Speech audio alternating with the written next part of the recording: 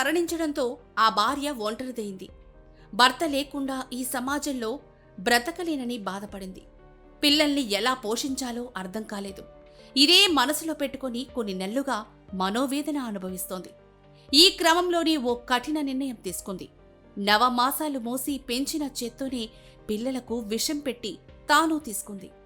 ఈ ఘటనలో తల్లితో పాటు కూతురు మరణించగా కొడుకు పరిస్థితి విషమంగా ఉంది.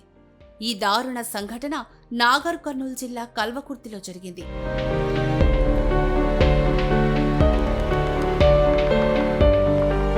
వనపర్తి జిల్లా శ్రీరంగపూర్ మండలానికి చెందిన భీంశెట్టి ప్రకాష్, ప్రసన్న భార్యాభర్తలు. వీరికి మేఘన అనే ఒక కూతురు, ఆశ్రితరామ్ అనే 15 ఏళ్ల కొడుకు ఉన్నారు.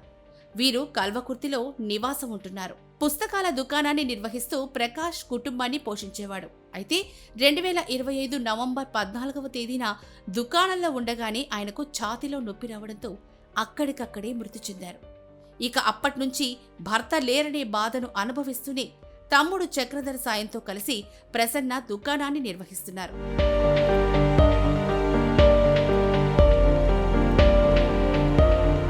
అంతా బాగానే ఉందని అనుకునే సమయంలో గురువారం మధ్యాహ్నం తన 2 పిల్లలకు విషం కలిపిన అన్నం పెట్టి తాను కూడా అదే ఆహారం తీసుకుంది. దీంతో ముగ్గురు అపస్మారక స్థితికి చేరుకున్నారు. ఎప్పటిలాగే అక్క ఇంటికెళ్లిన చక్రధరకు ముగ్గురు వాంతులు చేసుకుని అపస్మారక స్థితిలో ఉండడం చూశాడు. దీంతో హుటాహుటిన కల్వకుర్తి ప్రభుత్వాసుపత్రికి వారిని తరలించాడు. అక్కడ చికిత్స పొందుతూ మేఘన మృతి చెందగా ప్రసన్నను మెరుగైన వైద్యం కోసం హైదరాబాద్కి తరలిస్తూ ఉండగా మార్గం మధ్యలోనే మృతి చెందింది.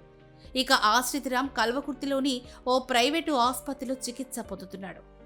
ఘటనా స్థలంలో ప్రసన్న రాసిన 4 పేజీల సూసైడ్ లేఖ పోలీసులకు లభ్యమైంది. ఈ విషాద సంఘటనతో ఆ కుటుంబం కన్నీరు మున్నీరుగా విలపిస్తోంది.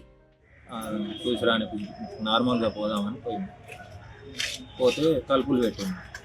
దబా కొడితే పక్కన వచ్చినారు.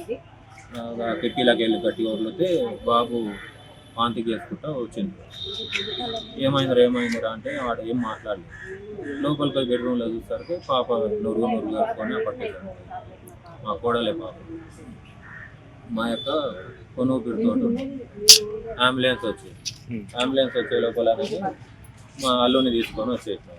బండి మీద తీసుకొని వచ్చినాం. ట్రీట్మెంట్ చేసారు, బాగానే ఉందన్నారు. మా ప్రైవేట్ హాస్పిటల్ తీసుకొని పోయారు. అక్క కూడా కొనుపిరి ఉందని చెక్ చేసినారు. కాకపోతే మైతా హాస్పిటల్ తీసుకుపోయేసరికి అంటే మార్గ మధ్యలో